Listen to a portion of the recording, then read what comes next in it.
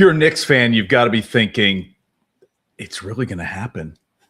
It's finally going to happen. Well, after that game maybe. 1 comeback, down 20 plus with 7 minutes to go in the fourth quarter and winning in overtime, given the way they had previously blown teams out in the first 2 rounds, you're thinking like, this team is capable of winning any way possible. We'll talk about whether or not the Knicks are a team of destiny. The Western Conference will put up quite a challenge if they do get to the NBA Finals, whether it's the Thunder or the Spurs coming out of the West. We got a farewell tour in the NFL, the 2026 season. Who are we going to see? That's yes, we do. Yeah, you thought maybe I was going to say LeBron James. No, we got a farewell tour coming in the NFL in the 2026 season. We'll talk about that. I thought maybe you were going to talk about a musical group that was doing a farewell tour. Well, those never count because they always come back for more.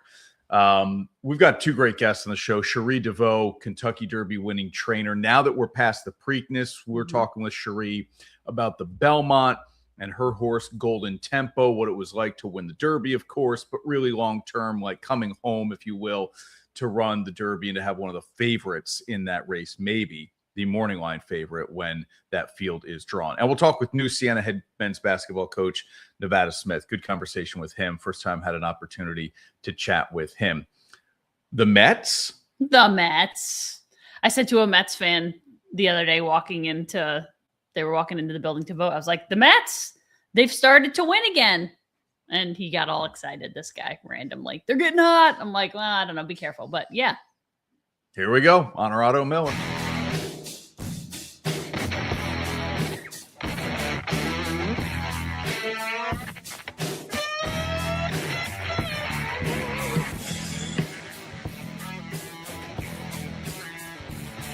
This is Onorato and Miller, sponsored by Alpenhaus. The Knicks come back from 20 plus down late in the fourth quarter, or at least midway through the fourth quarter. They had a 0.1% chance to win the game when they were down 20. And they closed the game from that point on a 44-11 run. They outscored the Cavs 14-3 in overtime to win game 1 at the Garden. It was a little bit of a layoff for this Knicks team. Mayhem. Now maybe they're really kind of feeling good about it. So legit question here. Given the way they've blown teams out and the comeback, is this a team of destiny in New York? Such a weird question. Haven't won an NBA championship since the early 70s. Haven't been to an NBA final since 99. So, it's hard to feel like they aren't destined for at least a trip to the NBA finals, right? Yeah, I guess. I thought they would go anyway just on talent, but I get the question. I just think it's sort of weird. Like, they're winning games many ways. That's a good thing. That I think is what makes you think like, all right, it's probably going to happen because you're blowing teams out and you have the ability to come back from down big. The question is, do you have the ability to win a tight game? I don't know. We haven't seen it in a while. It's been a bit. So if that wasn't a tight game, game 1. It was a tight game with overtime.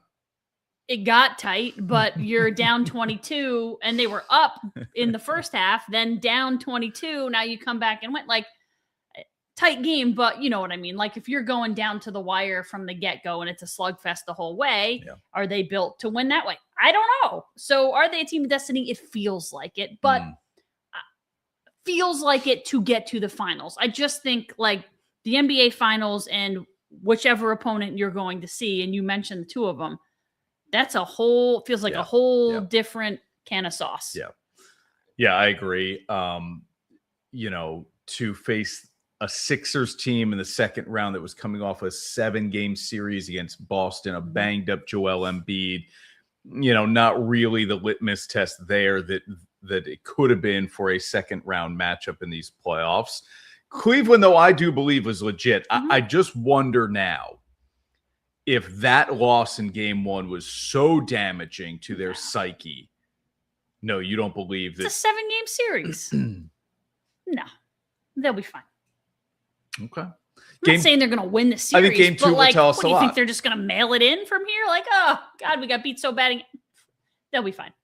Okay. All right. They're professional athletes. They get paid millions of dollars to do this. You see the way they sit out games in the regular season? Regular season. I'm not saying, but look at this history here. Crazy. 643-0 before last night. Teams leading by at least 20 points in the final 7 minutes of an NBA playoff game. 643-0. And the Knicks are the only team to put a 1 on the right side of that statistic. Wild. It's been nice to see, and listen, it's not people coming out of the woodwork. It's people that I know who I just guess I haven't known to be Knicks fans because the Knicks haven't been great, but like to hear people talking about the Knicks and to see people wearing swag and to be interested again, that's been kind of nice. The Knicks seem to be, again, because they haven't won since the early 70s, they seem to be the classic, are you a Knicks fan? When they're good, well, is sure. how people respond. People who are Yankees fans are always Yankees fans. People who are, I think, New York Giants fans are always New York Giants fans. The NFL is king. You are always drawn to your NFL team, good or bad. The Knicks seem to be this team that gets a rally of support every time they make a little bit of a deep playoff run.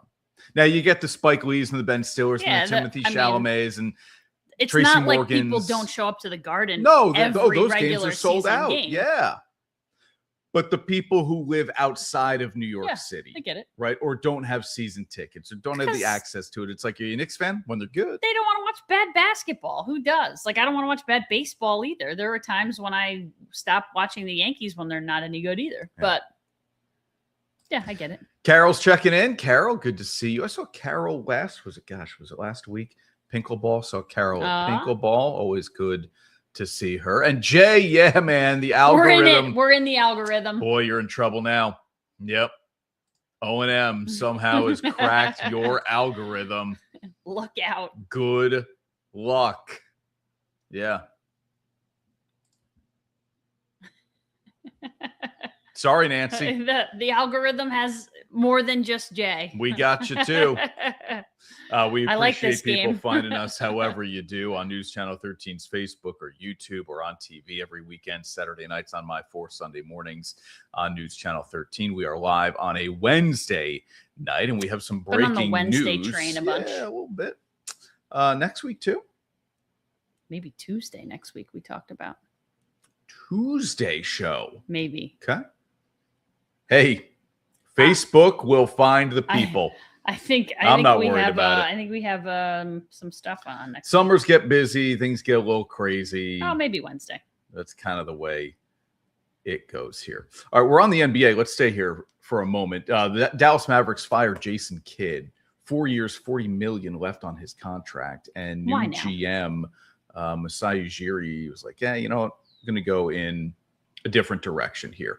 I feel bad for Cooper Flagg. Yeah, like the guy gets drafted unstable into as heck. What looked like a promising situation because, hey, you're going to get to play with Kyrie Irving. You have Anthony Davis on the roster. The season is such a disaster to start in Cooper's rookie season that out is the GM, Nico Harrison. Now out is the head coach, Jason Kidd. I don't know. I mean, I have hopes for an organization like Dallas, which, you know, is not a bottom of the barrel organization in the NBA, right? It was just recently in the NBA Finals, but you trade Doncic and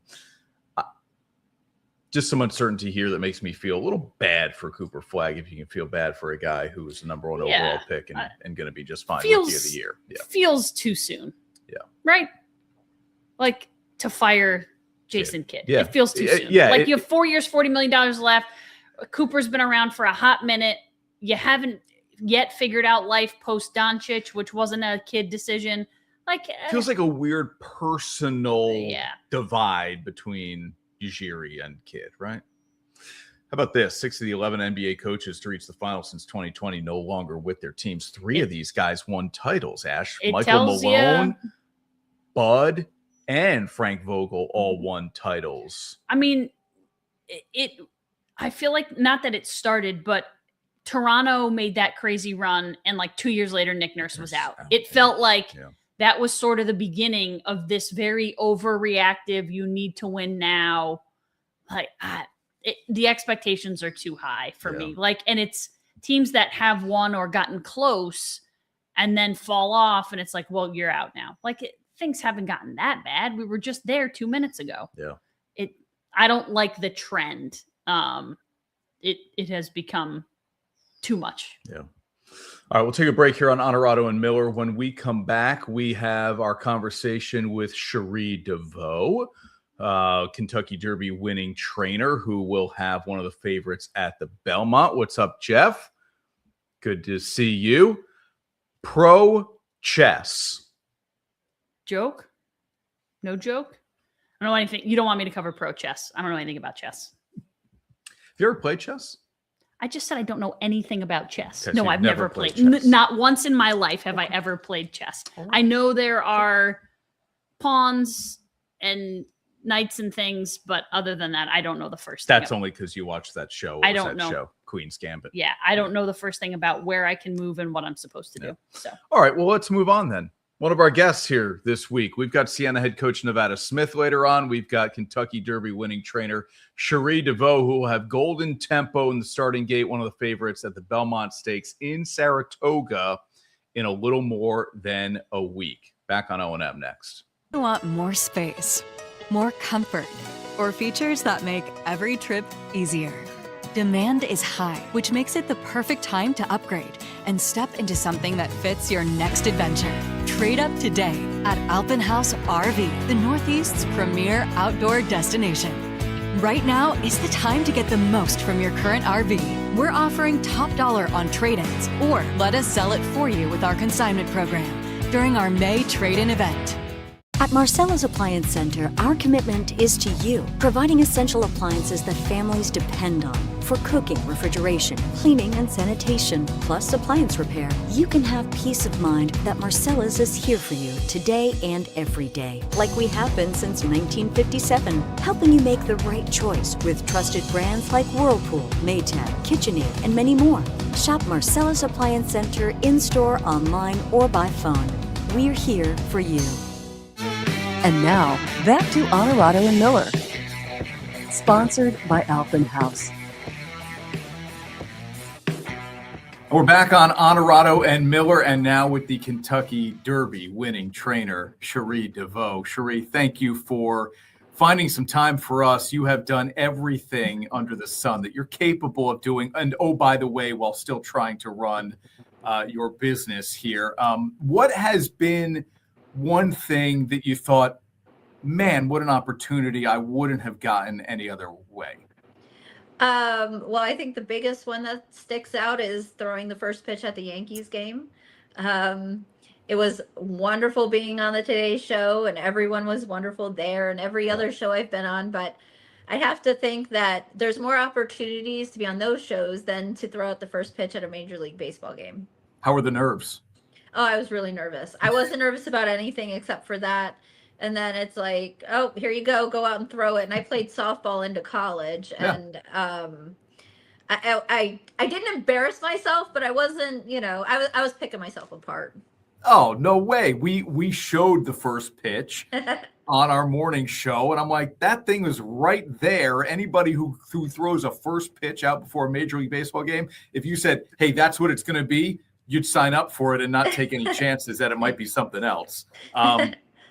Do you get nervous before a race? So like before the Derby, which of course is the peak of the profession. Do you get nervous? I don't know if nervous is the right adjective. I want the race to be over. Win, lose, or draw. Post parade is the longest, however many minutes it is in your life. And then when, like, say the horse got scratched, it adds to that, like, angst of, like, let's just get in the gate and go. Yeah. Nervous, for me, nervous is kind of, I want to say it's a useless emotion, but it doesn't serve me. So it's one of those, like, I don't really get nervous to do much anymore. I love that attitude. Right. There's a difference between anxious and nervous for a lot of people. Going into the Derby, I don't have to tell back to you 23-1 and all the other favorites that were in that field and how far Golden Tempo had to come from the back and all of that stuff. Going into the Derby, Cherie, what did you think you had in this horse?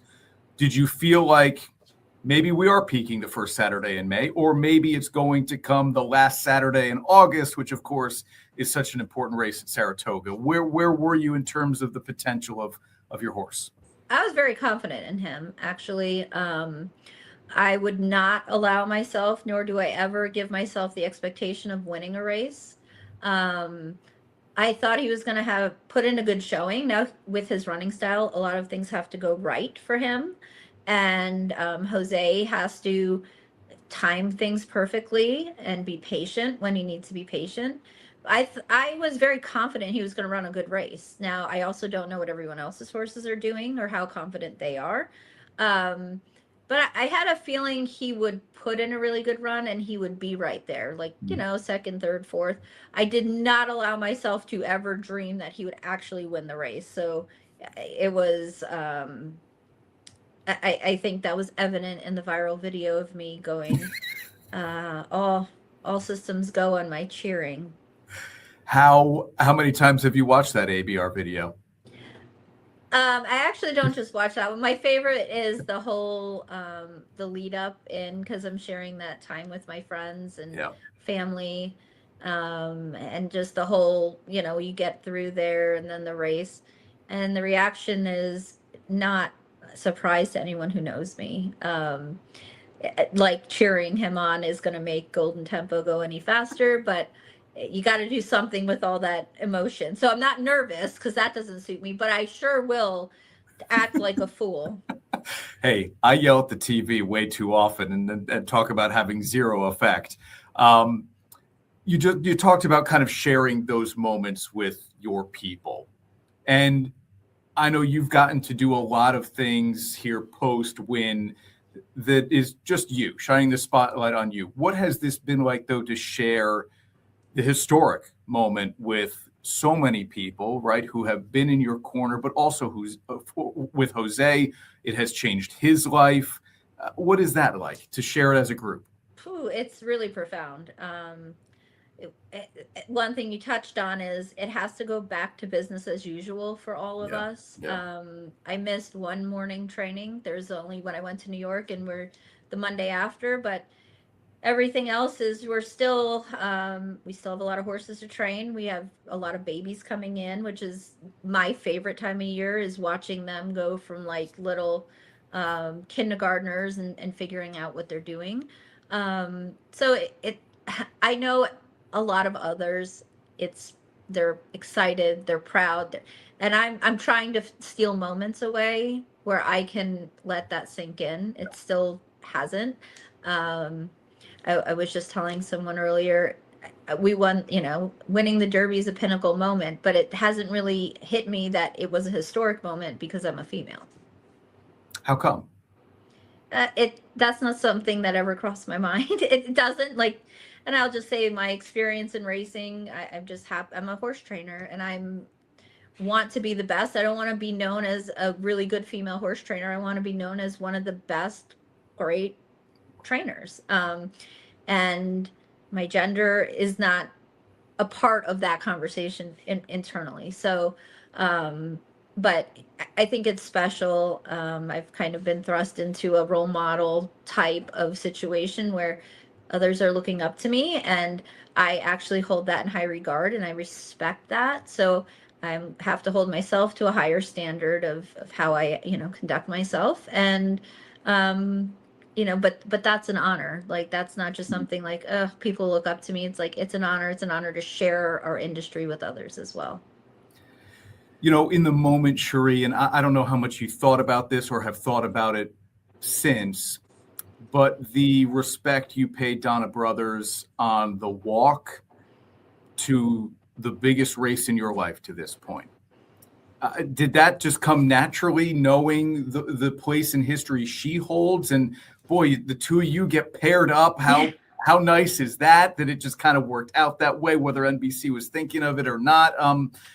In that moment for you to I'm not going to say deflect attention, but to pay respectful attention to what Donna Brothers has done. What has she meant to that game, that sport? So she actually told me earlier she was going to do the walkover with me. Okay. And it was never a question that I wasn't going to say anything. Acknowledge that. I've known Donna from the beginning of my career when she's still married to Frankie Brothers, and he was training. And I even texted a couple cast members, the Jerry Bailey and Randy Moss. I texted them. I said, hey, I just want to let you know, don't pan away from me. I want to say something to Donna. But it's an honor. Donna she's respected by many. She holds a special place to me. I look up to her. She's such a professional. And she has always taken time for me. Even when I was younger, I had a situation where she stood up for me. She didn't have to. And it was in the beginning of my career, and that has stuck with me. So it just didn't feel right not to. It was just not ever going to happen that I wasn't going to acknowledge that. I felt like an honor that she was walking over with me. And then I just thought, look, whether or not she had everything behind the pick for her to pick your horse and be the only one on the broadcast to pick Golden Tempo, I thought, man, how perfect is it? I'm sure you heard about it later. And there was actually, it wasn't just because I said something to her, not the pre-race interview. Yeah. She actually had her reasons. She had come by the barn. She does her homework, as they all do. And she said, well, she said something. She said, was asking me, she says, well, he looks heavy. And I said, well, you should have saw him a month ago. I said, he was really heavy, and he's now just starting to shape up. And that she watched him train, and that's when she formed her opinion that that's a horse that's improving, that has vastly improved from his last race. So not going to the Preakness, eyes on the Belmont at Saratoga, which of course, everybody here in the Capital Region, including me, will make a huge deal out of this, right? It's a home track in a lot of ways for you. What will that experience be like if you try to forecast it, having one of the favorites in a Triple Crown race at Saratoga? Well, now I'm in a different perspective. No, I'm just approach it the same way as we have up until this point in my career. Going to have some friends and family, or I get in the weekend before. We're going to have a dinner just to celebrate. But I know that my calendar is slowly filling up for that week, so it's going to be a busy week. But I have my own area. I have my own barn that I stay at. So, it'll be exciting, but just try to enjoy it and not get too stressed out, which worked in my favor so far. And I'll let you go after this. The video of you with Golden Tempo, I likened it, Cherie, to, and look, because of the job I get to be around thoroughbreds and racehorses, but not to the degree of people who are really in the sport, obviously. And I'm watching the two of you interacting and him playfully gnawing at you or nosing you. And I thought, he acts a lot like a pet dog would. What kind of personality does he have and that you share with him? So it's funny because his personality's changed a lot in the last couple weeks leading into the Derby and subsequently out of the Derby. He used to be a total laid back, you could do whatever you want. And as he's gotten better, which colts do have a propensity, they get a little mouthy, and he's not trying to bite me. Right. This morning we had visitors and I just threw a towel in his mouth and he was just chewing on the towel instead of my friend's arm. So he's coming into his own. He's touting himself, that he's feeling himself, that he's got confidence. And he and I know how to play with colts like that. He's not meaning to hurt me, and he will if I feed him my arm or my hand, but he just is wanting to play. He's not really trying. His intention is not bad. He's just feeling good. Yeah. Well, congratulations. Thank you so much for doing this. We will see you in Saratoga over the course of the summer, as busy as we know you'll be. Thank you. Thank you for having me on. Maybe this journey you're on has a purpose much greater than yourself. A purpose that goes beyond the field, the court, the gym. A crown awaits those who never give up. It's your time to dream again, to claim victory, and rise up. So what are you waiting for? It's time to rise. Claim your crown.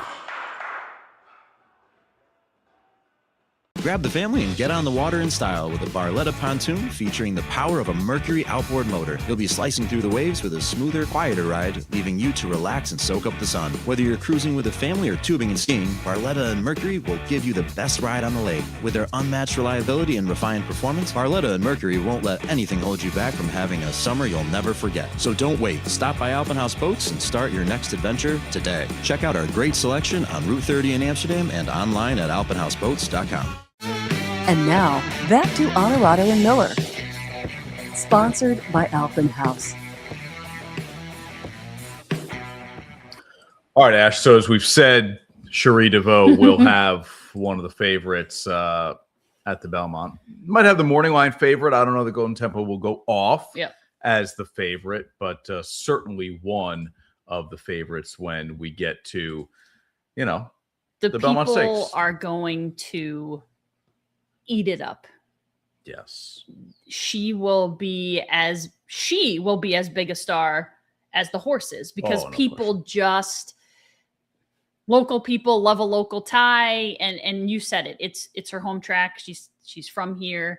And she probably could never have imagined. I don't think you look far enough ahead to think, how cool would it be to come back here having won the Derby? You know what I mean? To be in a situation where people now know who you are and are interested in your horse and your success. Like, people knew who she was before, but yeah, because previously the only way that would have ever happened would be for the Jim Dandy and the Travers. Now, you get another shot at a Triple Crown race in Saratoga. And that's it. There were 3 years of her life where this would ever be possible, to run a Triple Crown race in Saratoga.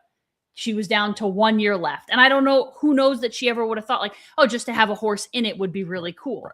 Now you think about winning it because you've won the Derby. Now the pressure is, and there's probably some pressure. The pressure is on because people are talking about your horse as a favorite, and you have the chance to do something that nobody else has the chance to do, to win 2 of 3 legs of the Triple Crown and one of them in your backyard. Yeah. Here are some of the possible entries. Look, assuming health, right? We're going to get Golden Tempo. We're going to get the Preakness winner, Napoleon Solo. We are going to get Renegade, the favorite at post time of the Kentucky Derby. Chip Honcho finished 3rd in the Preakness. And then the last 3 horses on the list here, Ash, are all Chad Brown horses. And it looks like Chad's... I was going to say, by the first 2 names, I could tell. Yeah. Yes. Looks like Chad's going to give it a go with all 3 here because Emerging Market ran in the Derby. Otino, I'm going to say. Dylan Davis is going to ride that horse. Chad has already confirmed that. I read that in the Daily Racing Form. And so a horse that he will send to the Belmont with Dylan. And Growth Equity, I'm going to mess it up. I think finished 2nd in the Bluegrass. I probably messed that up. I think Otino was a Peter Pan horse. I could have him flipped. Either way, 3 in the gate for Chad. Gives you a shot. Would be pretty exciting on top of some of the other favorites like Golden Tempo and maybe Napoleon Solo. I wouldn't be surprised if Renegade goes off as the favorite. We always talk about this, but like when you have 3 horses in a race, it's one thing to root against other people. It's different to be like, which of my kids do I root for? Like, of course he would want them to come in 1, 2, 3. Probably close to impossible, but also like if I have to pick one, who's it going to be? Okay, I just hope for the best. You go out, and at that point, I think you have to say like, I've trained all of them as well as I can. I've given the jocks as good of advice as I can, and now whatever happens, happens. Shaping up to be a 10-horse field, so you've got 7 on your screen, 3 more in there. Commandment sounds like he'll run. That's a Derby horse, so we got potentially 3 other horses that will join that field there for the Belmont. Again, only a little more than a week away, right? 2 weeks away. Sorry, a little more than two weeks away, which is early Memorial kind of Day hard this to believe. year. I know. Yeah, kind of hard to believe. We'll be there in no time. We'll be there live Wednesday morning, June 3rd for News Channel 13 all day long, morning show, and through the 6 o'clock newscast in the evening. Fits in the Tantrums. Yeah. On Broadway, Belmont on Broadway that Wednesday night. Do we have the guts to do that? If I have off, maybe. I do. Yeah, you're talking about maybe taking that time. That'd be fun.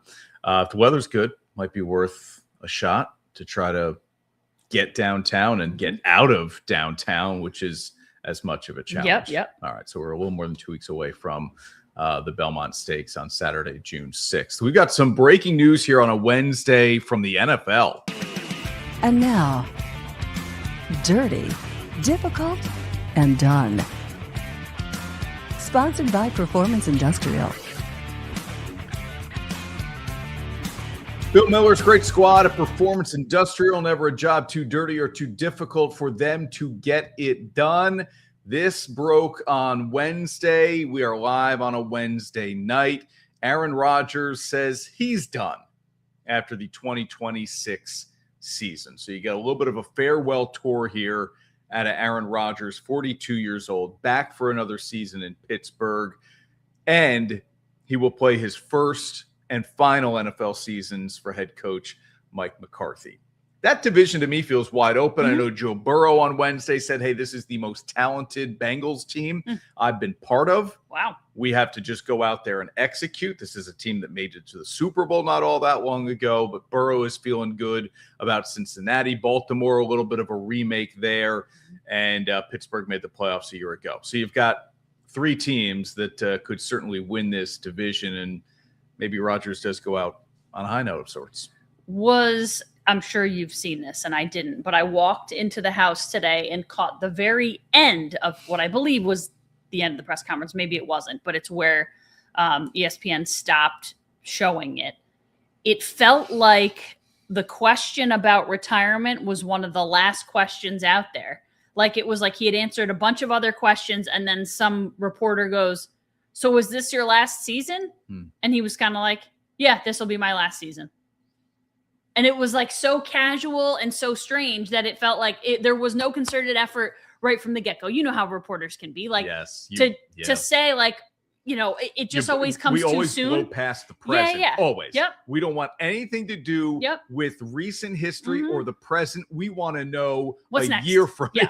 What's next? Right. What about the next game? What about the next week? What about the next month? And so it felt to me, I was like, wow, that feels like the first time that a question like that and an answer like that took me by surprise. Like, did he just say he's done? And it's never a surprise. This is 42 years old, a guy who's battled a significant injury at the age of 40 with the torn Achilles. Like, none of this should surprise you. But the fact that it came out when it did, as early as it did, he's going to get the farewell tour. But I'm surprised he committed to it this early. Now. Well, before last season, he said it was likely his final season. But I think he played well enough, right? And then he understands the Mike McCarthy system. He's played for him, that he and Mike get along now after things kind of fell apart in Green Bay with their time. I think for him, it was like, you know what? I can decide ahead of time on my terms that this is going to be it for me. Here's where he ranks kind of all time. He's got 4 MVPs. He has a Super Bowl. He's 4th in passing touchdowns. Again, assuming health. I spelled Peyton Manning wrong. What the heck is happening over here? How do you do that? I don't know. Again, assuming health, you're going to get Aaron Rodgers jumping ahead of Peyton Manning on the all-time passing touchdown list. There we go. 12 behind him. So if Rodgers plays 16 or 17 games, he should certainly pass Peyton Manning, moving into 3rd. He's 5th in passing yards. He will not move beyond that.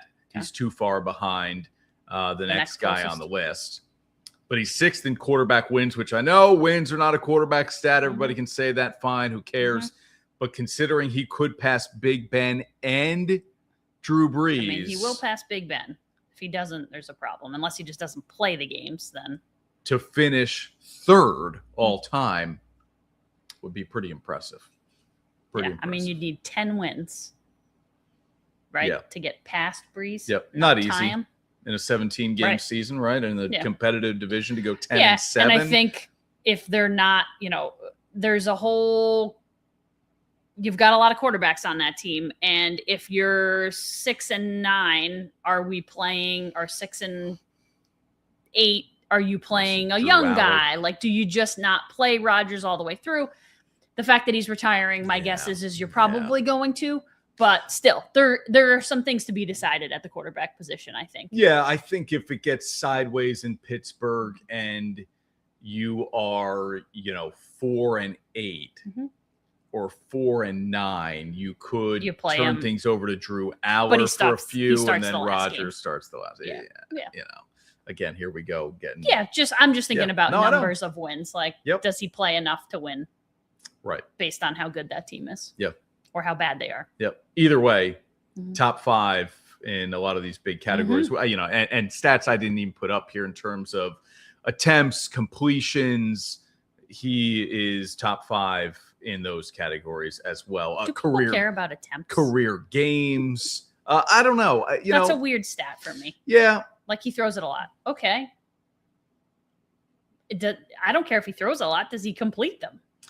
Well, sure. Because there are certain systems where you're just going to naturally throw it more. Kind of gets into like the NBA's usage rate, right? Like how critical is this guy to the team's success? Or like most 3-point attempts ever. Great. How did he do? Well, yeah. Great. Did he make 38% of them? Right. If he made 25%, then I don't really care. Right. Probably shouldn't be shooting all those threes.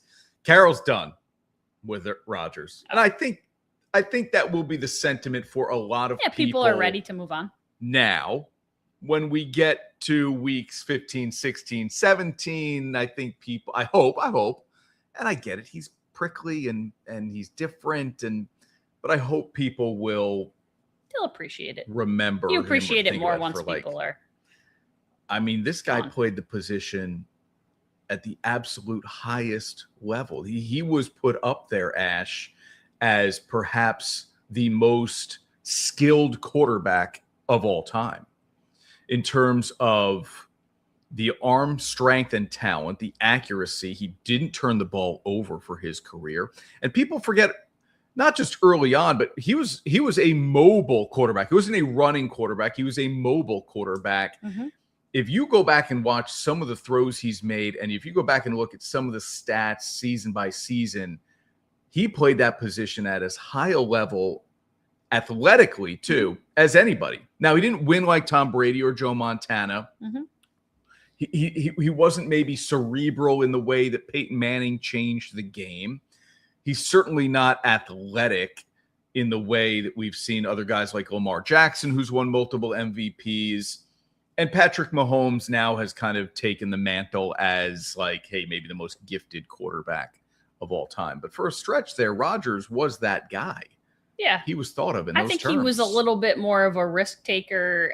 But like, I will always remember him for just like the arm strength in particular, throwing off his back foot and just being able to whip it off of his back foot. Like, he could throw it the length of the field, just kind of like, dink, and like it would go. So for me, it was the ability to hit big passes or throw his receivers open, but give his guys a shot when most guys probably couldn't even get it there.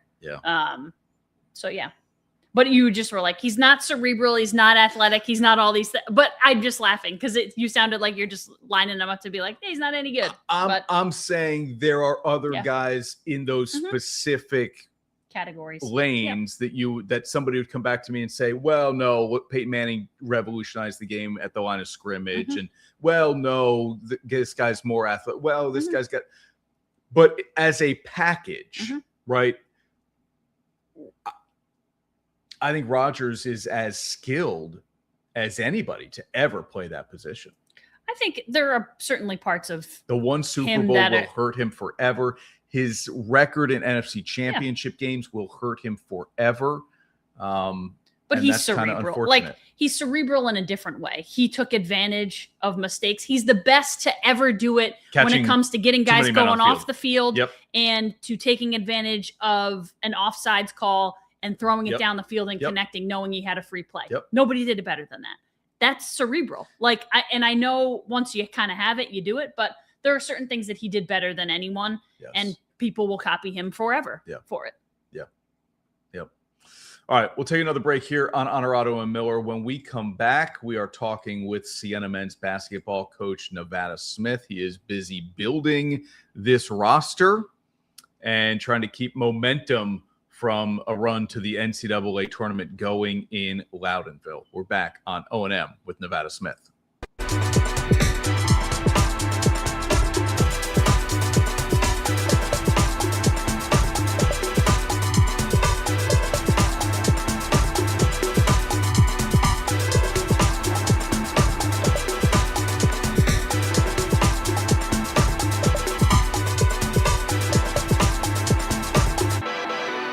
Make waves this summer. Shop Sea-Doo at Alpenhaus Boats, Route 30 in Amsterdam. Nothing better than a chance to unwind at the end of the day. And a Wellness Spa can turn your home into the perfect place to relax, catch up, and enjoy a few quiet moments. With powerful hydrotherapy jets, soothing lighting, and thoughtful design, every soak melts the day away. More relaxation, more time together, more moments to look forward to. Right now at Alpenhaus, step into your own Wellness Spa for as little as $7,995. Alpenhaus Pools and Hot Tubs, Amsterdam and Clifton Park. And now, back to Onorato and Miller. Sponsored by Alpenhaus. At Alpenhaus, and it feels appropriate. Big Siena supporters here at Alpenhaus in Amsterdam, Route 30, the ski and pool shop. Nevada, I'm surrounded by patio furniture, hot tubs, and they do pool installations out of this shop as well. It's finally good weather in the capital region, man. Nevada Smith, the new head coach of the men's basketball team at Siena. Congratulations. It's good to meet you this way. What made this job attractive for you? Everything. Being familiar with the capital region, understanding the landscape of college basketball, being at a basketball school in Marquette, coming to a basketball school at Siena. There really wasn't a thought of no in any of this. It was yes from day one. It was yes from the moment it was brought up. It was almost a dream, coming back to the area, being at a school like Siena, being with the support, the alignment from the president to the AD to the athletic department. It's been great. It's been so much fun knowing the history of the Capital District, and I love it so much. It's the players we have that are coming back, are ready to do some great things. The players that were there and gone, they've been awesome through this transition. They've still been around taking classes. So you couldn't ask for a better program. You couldn't ask to follow a better staff that did it the right way. And hopefully we can continue, push on. You might have to see in the back there if they got any electric pool covers, because we just got a pool in our house and I'm not excited about that. We need to find a cover for it. So I might be in the market for a electric pool cover at some point. I literally just shot a segment about 5 minutes down the road at a pool with an electric cover. So you need it. Consider it done. They'll take care of it here. No one would ever look at your resume and go, this guy doesn't have enough experience. You have all levels of experience, right? From being a head coach professionally to being on some of the biggest benches at the D1 level, all the way to D3. I'm an Ithaca grad, so all the way to D3, man. How does that benefit you in today's age of coaching, recruiting, retaining guys? Yeah, I think that's what it is. I was at Ithaca for 5 years, 5 of the best years of my life. I think the biggest thing is being at different levels. You have an understanding of wearing different hats. I think you have to be able to do that now. I don't think this job is as segmented as maybe as it used to be. Of you do this, you do that. You kind of have to be able to do a lot of different things. I think the experience in the NBA and most notably in the NBA Development League has really helped me with this transition from a standpoint of building rosters, understanding the agent world, having good connections with them, them understanding what they'll get if they send a player to our program, knowing me, the familiarity. There isn't a guess with a lot of these guys. They know what they're getting. I think that has really helped. And the coaching aspect that's the one thing that is pretty consistent through every level is like there's great coaches everywhere. Some of the best coaches I ever coached with were at the Division III level. They could coach anywhere. And I think you see some of that now with, Coach McCullum and Jersey getting a chance. There's great coaches everywhere. Understanding the levels, understanding how to do it at the place you're at. This isn't a straightforward business anymore. So if you have an understanding of where you're at, if your staff does, and you get the alignment from top to bottom, and you have a plan. One thing about us is we're going to have a plan. We're going to have an identity. We're not going to be guessing who we are in February. You're going to see who we are in November, and that's not going to change much. We'll obviously adjust if we need to, but it's our identity will be pretty open, and guys will play to it. We'll recruit to it. We'll develop to it, and hopefully retain to it. Who are you guys when fans go to the home opener and get to see you guys in person for the first time under your coaching style? The Heck family here at Alpen House, season ticket holders, when they're sitting courtside in their seats, man, what will they experience? Fun, energetic group, play together, offensive centric. I'm never going to waver from that. I'm not a guy that's going to say Gotta score. You can't win. You can't win 0-0. In my time in basketball, I've been around a lot of great offensive players, a lot of great defensive players. Sometimes the offensive guys just miss regardless of who's guarding them. Our goal is to get the best offensive talent available, put them together, figure out a way they can guard cohesive units on the other team, cover for each other, and then go have fun on the other end. And we're going to have fun on that other end. So we're looking forward to it. It'll be aesthetic basketball to watch. You'll leave saying, "Wow, I've never seen anything like that before. I've never seen a team run that play before." That's hopefully what we're trying to do and build, and hopefully they get to see the growth from November to March of our players and see, one, how they're getting better, but also how they're developing chemistry game to game and understanding each other. How much of that is you and just kind of who you are, who you want to be in the game of basketball, and how much of that is your, upbringing, I will say, in a way, right, as a coach, all the other guys you've worked alongside? I think you steal from everybody, right? You steal from all the guys you work with, work for, talk to. I do a ton of Zooms in the summer with a lot of great coaches around the country. We steal from each other constantly.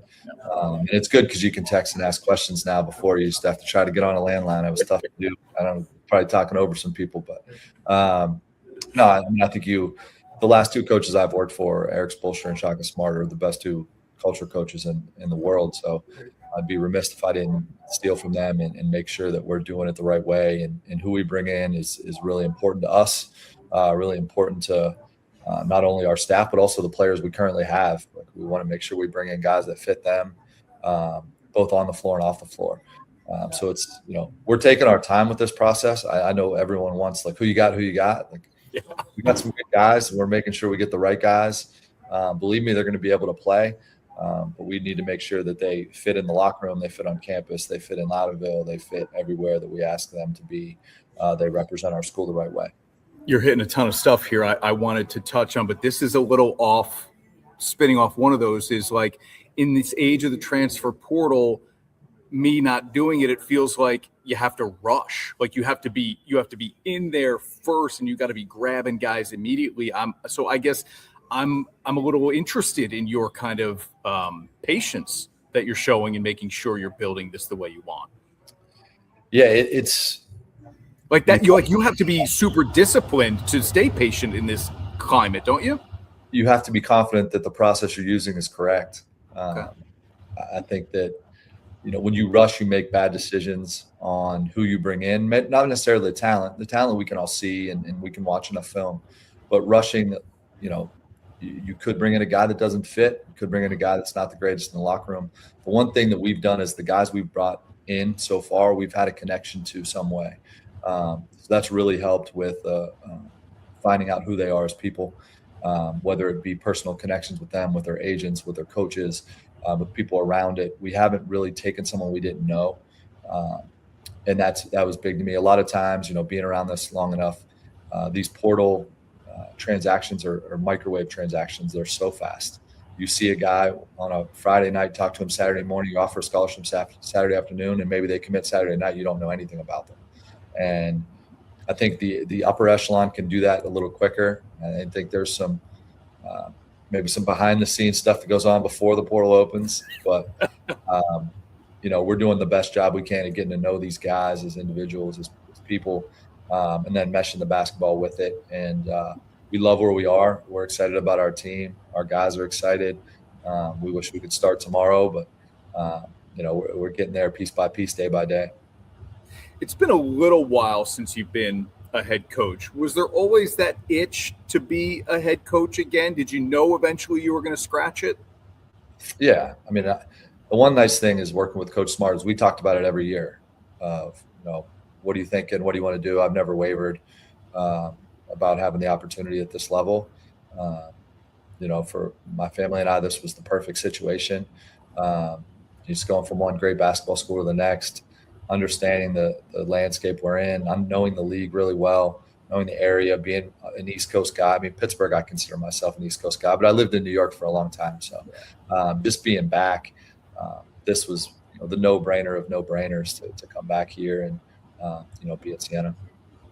All right. On the spot here, I know.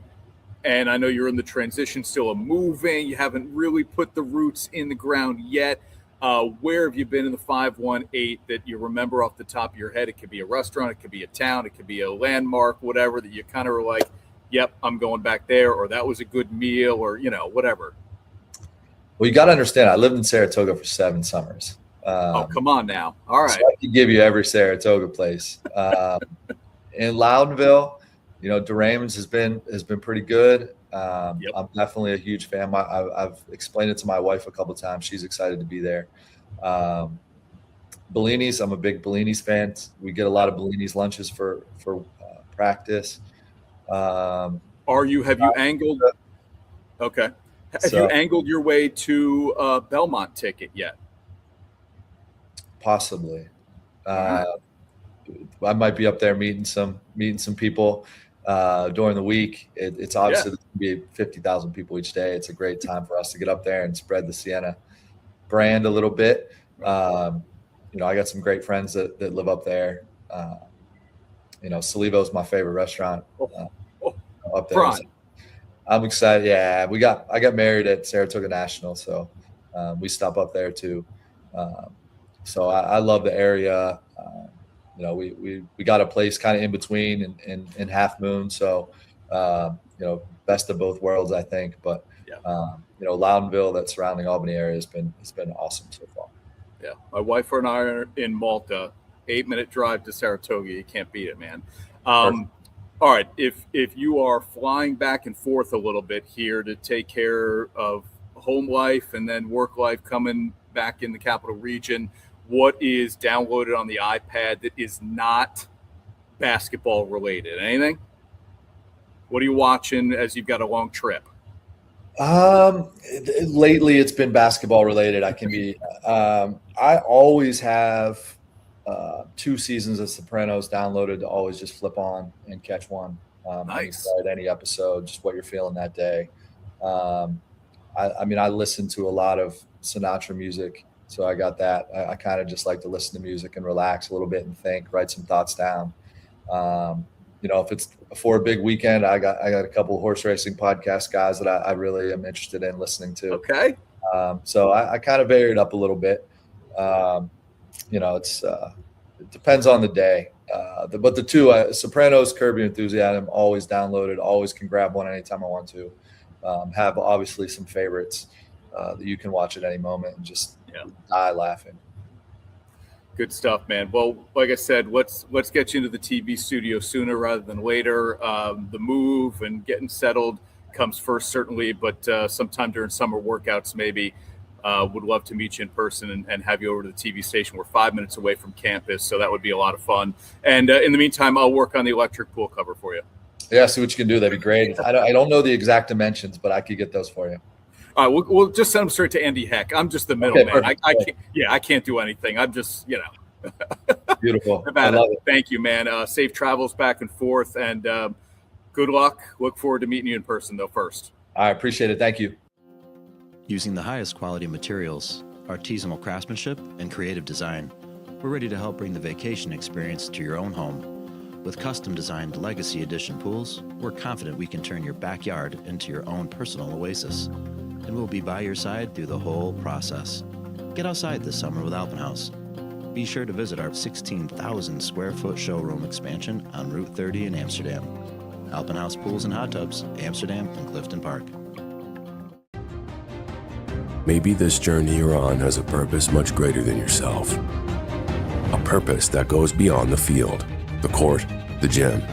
A crown awaits those who never give up.